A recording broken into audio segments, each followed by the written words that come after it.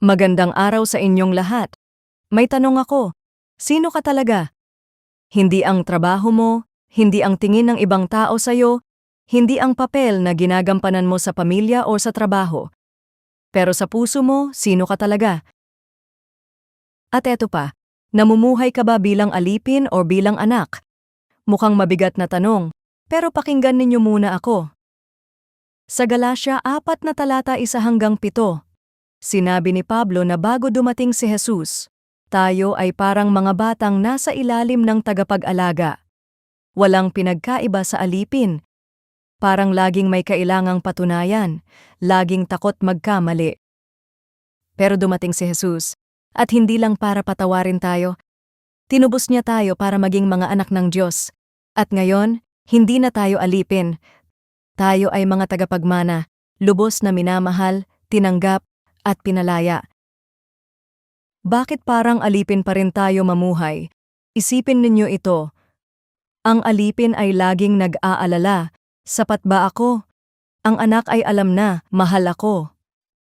Ang alipin ay takot sa parusa. Ang anak ay tiwala sa pagmamahal ng ama. Ang alipin ay nagtatrabaho para tanggapin.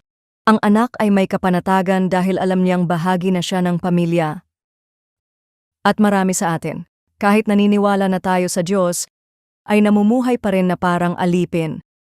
Takot tayo, pakiramdam natin kailangan nating patunayan ang sarili natin, na baka hindi tayo karapat-dapat. Pero ito ang katotohanan. Karapat-dapat ka na, hindi dahil sa ginawa mo, kundi dahil sa kung kanino ka kabilang. Ang kapangyarihan ng Abba, Ama. Sabi ni Pablo, dahil kay Jesus, maaari na nating tawagin ang Diyos na Abba, ibig sabihin tatay. Hindi isang malayong Diyos na nanonood lang, kundi isang ama na nagmamahal sa'yo ng totoo.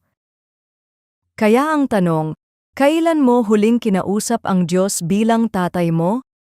Hindi lang bilang tagapagbigay ng blessings, kundi bilang isang ama na talagang nagmamalasakit sa'yo? Kasi kung naniniwala tayong siya ang ating ama, dapat mamuhay tayo bilang mga anak, hindi bilang alipin. Paano natin ito ipapamuhay? Una, tigilan na ang pagsisikap para makuha ang pag-ibig na nasa iyo na.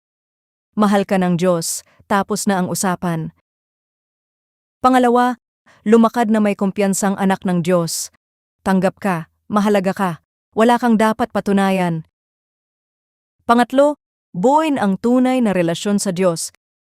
Hindi lang dahil sa obligasyon, kundi dahil may ama kang nagmamalasakit sa'yo. At pang-apat, ibahagi ang mensaheng ito sa iba. Maraming tao ang hindi alam na sila rin ay maaring maging anak ng Diyos. Ipahayag mo sa kanila. Kaya itatanong ko ulit, namumuhay ka ba bilang alipin o bilang anak? Dahil kung na kay Kristo ka, tagapagmana ka na. At panahon na para mamuhay bilang isa,